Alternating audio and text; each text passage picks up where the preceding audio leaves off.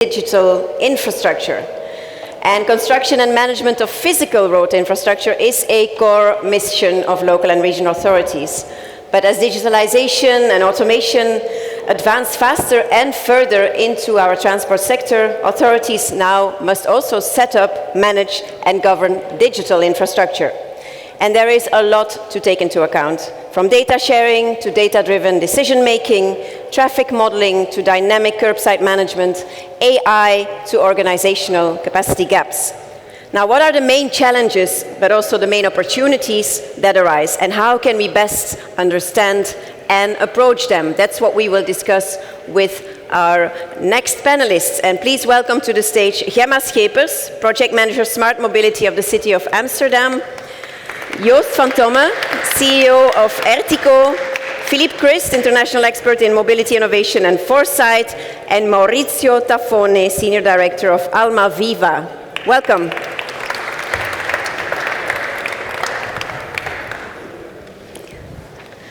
So, digital infrastructure might still sound a bit scary to some public authorities in the room because it's new, or at least newer than physical infrastructure. And I'd like to start with you, Philippe, because you've been saying for a long time that it should become as obvious for cities and regions to manage digital infrastructure in the future as it is today for physical infrastructure. So why is that? Maybe some of them still need to be convinced.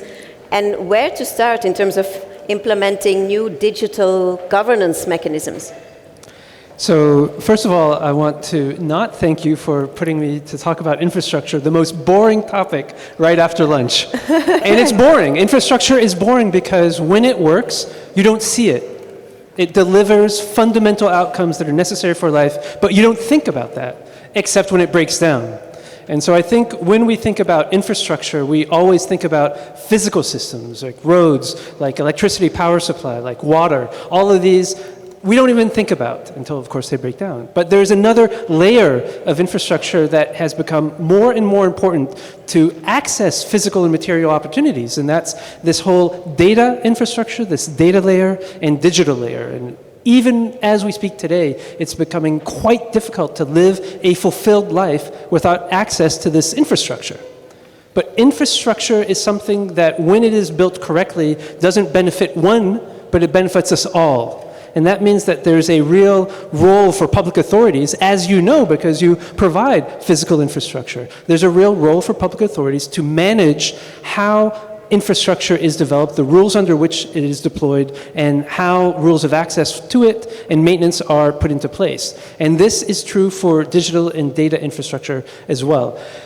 When it comes to data infrastructure, we're talking about data that allows decisions to be made that support everyday travel, that support access to everyday opportunities. And when we think about this, there are two aspects to consider from a public authority perspective. One is the infrastructure of data sharing. So how do people who generate mobility data share data with other entities that generate mobility data and offer services? This data sharing layer is something where public authorities have a role in establishing what are the minimum rules, the minimum levels of data sharing that are necessary to create publicly valuable services. That's the one side. And then there's this other aspect, which is right to the heart of the public service mission, and that is data reporting. How do entities who are delivering services, who are operating services in the public realm, provide information to public authorities so that the public authority may understand if those operations are aligned with the outcomes you have responsibility to deliver to citizens? And that data reporting pathway is part of that data infrastructure. So data infrastructure comprises data sharing and data reporting. And there are specific mechanisms that public authorities can put into place to help build those, but I'll touch on those later. Mm-hmm. Thank you, Philippe, for setting the scene and pointing out how important it is to embrace also the responsibility for digital infrastructure and highlighting that we can no longer ignore this. As with all technologies, we want, of course, digital solutions to serve a purpose. You also highlighted why it's important. We want technology to be policy responsive. Yours turning to you, Ertico and Polis are working together on ITS, on digital solutions. You know very well what the transport challenges are in our cities and regions. If you look at the ITS tools that you are working with your partners, which ones would you say are the most promising in helping our cities and regions reach their goals? But first of all, thank you to the Polis team, thank you to the presidency, and also Deputy Mayor of Roma. It's a beautiful city, of course. It's a very important city. Last weeks were crazy important for the whole world, so congratulations for that and a magnificent setting. Philippe told already about data infrastructure. Digital infrastructure is much more than digitizing the physical infrastructure, having digital twins, which is an ITS component, so we really copy-paste the physical environment. That's why for public authorities like cities, it's crucially that your infrastructure is up to date, is sending the right signals to the users of the infrastructure. For example, road safety. Road safety is one of the Vision Zero climate the things of the European Commission. With 2050 would be 0 fatalities in 2050, which is quite a challenge. We need a better quality of the infrastructure to mirror it for the digital twins. What does it mean? It's not about children and twins. It's actually a copy-paste of the physical infrastructure, for example, for automated vehicles. It can be shuttles, it can be even logistical last-mile delivery. We need that because these vehicles will be able to go through the cloud system to have I would say, an assessment of the outside environment.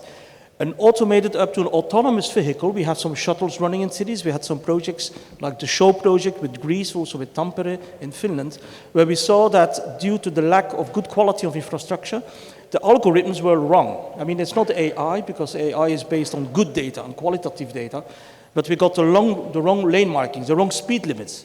For example, ISA, which is Intelligent Speed Adaptation Assistance, vehicles are mandated to have this feature in the vehicles for reading the speed limits.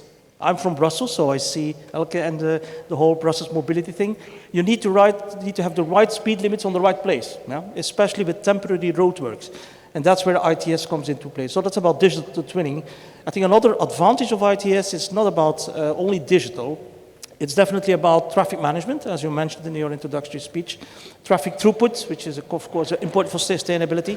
So can you imagine that vehicles talk to other vehicles, that vehicles talk to your infrastructure and the other way around, and also talk to third parties? When you would be able to send the data to each other in the same format, readable format, machine-readable format, but also interoperable format, meaning that we have to step out of our silos. We have too many silos in transport. We have the silos of the micromobility, of the shared mobility, of the public infrastructure. They all need to work together. Easier said than done, I know that, but we need to talk the same language in the same spectrum, I would say. And that's a challenge we do with Ertico, ITS Europe. Next week in our Seville ITS Congress in another country, in Seville, as nice as here, I think, we'll be showcasing in 200 sessions all this.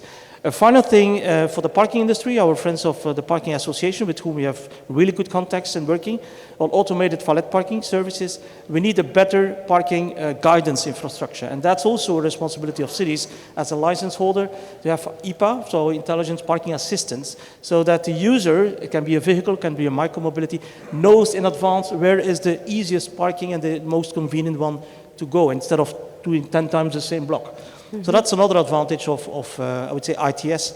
Definitely traffic management, of course, and I can go on and on. But I mean, digital is not something extra.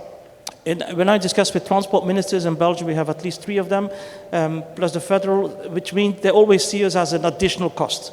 That's mm-hmm. not true. It's not an additional cost. It's actually, it's helping the physical component for safety, but also for asset management, mm-hmm. and actually foreseeability of problems in the future. So not a nice to have, but a must have these days.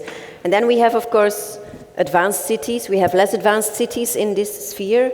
We have some that still have to start from scratch, and we have the pioneers. And I would say, Gemma, looking at you, that Amsterdam is definitely a pioneer when it comes to digitalization, when it comes to data. What made you realize as a city that it was really important to invest in this early on and take the risk of being a pioneer? Because it always comes with risk. It's easier to follow than to lead. Why was it that you embraced this from the very start? Well, I think, first of all, thank you for inviting me here.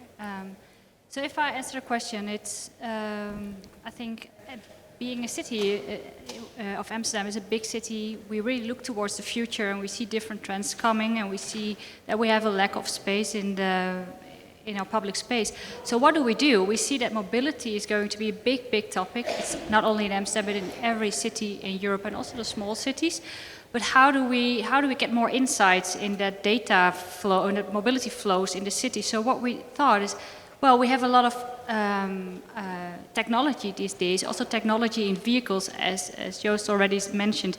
We have a lot of APIs everywhere. We do a lot of speed technology. We have technology on locations, on movements. So we thought, well, it's really good to get that insight, because you want to build a bridge between your physical infrastructure and your digital infrastructure. If you have that insight as a city, you can really manage your public space in a better way. So you can adapt speed at certain places, maybe at school places. You can say, hey, we need to geofence. We don't want all vehicles being parked at a certain place. You get insights on what kind of mobility flows you have in the city. You can just better manage your whole public infrastructure. And being a big city as Amsterdam, we have resources, but I know a lot of small cities don't have all that resources. Technology is extremely, well, when I started this project, I didn't understand anything of technology, and when I hear you speaking on these APIs, I thought, what's going on? I don't understand this.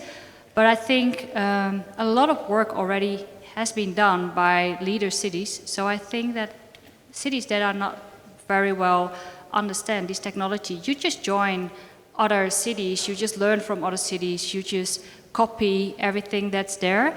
What we did in Amsterdam, when we started this project, we joined together with existing initiatives like the Open Mobility Foundation. They already had this kind of initiative built by cities, how to manage your physical public space by digitalizing your public space. We learned from this kind of initiatives, so the Open Mobility Foundation really helped us guiding through how do you see it. And we always started, what is the problem of our city? And if we have the problem, then we find the data, and then we do the data analysis, and then we can really make a good policy decision based on that. Mm-hmm. And in the Netherlands, because we have a lot of small cities, I know there's a lot of people from the Netherlands in this audience. So we try to set up a Dutch profile on which data standards everyone can use and how can you digitalize your public space. So we really try to scale that up in the Netherlands. So not every city needs to reinvent the wheel. And I think that is really the big message. Join what's there and just learn from each other. So what you're saying is join Polis, right? Join Polis. If you are not a member yet, because indeed this is also at the heart of the discussions that we are having in our traffic efficiency working group, and learn from each other, from the leaders in this world. Maurizio, I'm looking at you now because you are representing Italy's leading ICT group, Alma Viva. You work with both the public and the private sector, so you're very well positioned to see also what they each bring into the story. And I saw the tagline of your company in the most beautiful language of the world, saying Il mondo con gli occhi di domani. So looking at transport in particular, so what could tomorrow's mobility in cities and regions look like if we decide to fully embrace this digital world? I would say thank you very much. Very tough questions after 3 dishes of pasta, like you guys have organized outside. So you should be used to that, no? That is. No, normally, as Philippe said, it's difficult to come after lunch or just before lunch. So I will try to keep it a little bit more entertaining for you. And I was asking the question that was sent me with some of my guys in the team. And one came with an answer which was fantastic for me, and I just wanted to repeat. I don't take the credit for this. And he said, if you think that digitalization can solve your transportation problem, then you don't understand your problems and you don't understand digitalization. Mm-hmm. Which basically is not original because it was used for security, but that's another story. I mean, it works exactly like that. So what we foresee in the examples we have, and I will make an example which is not in Europe, just because I don't want to make anybody feeling, after 3 dishes of pasta, basically being touched. But we started a project with a large municipality, which is Cairo in Egypt. And the discussion was initially about fare evasion. Fare evasion, raise your hand if you don't have fare evasion problems in your country.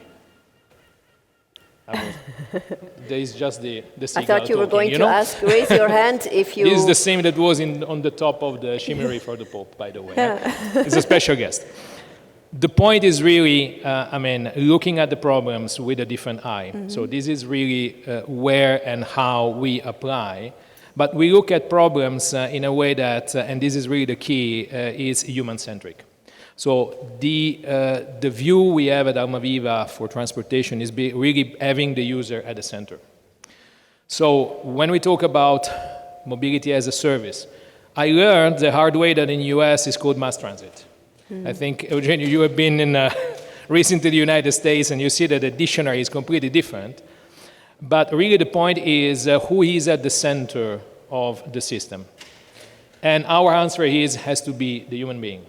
So digitalization becomes basically a connecting element. I think, Philippe, you mentioned this right away, that allows you to make the right decision in terms of intermodality, in terms of easiness and seamlessly of the use of the service, and eventually taking the right decisions. So I think this is really the advantage that potentially the private sector can bring to the public sector.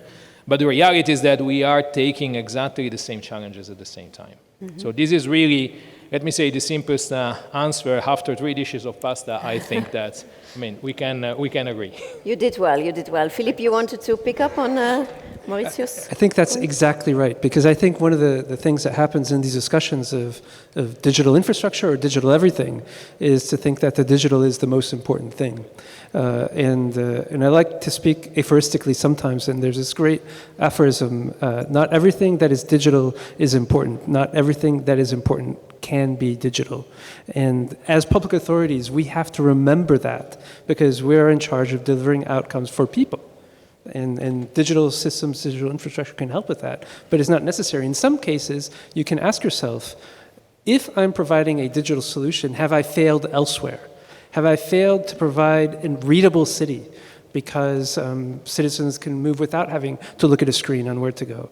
That's a good question to ask yourself, because maybe the digital element does help, but maybe sometimes you should have done other things as well, or did do things, but now that you're not doing any more. So it's really important to keep that aspect of what is it that we want people to benefit from this, and that's something to keep in the back of our minds.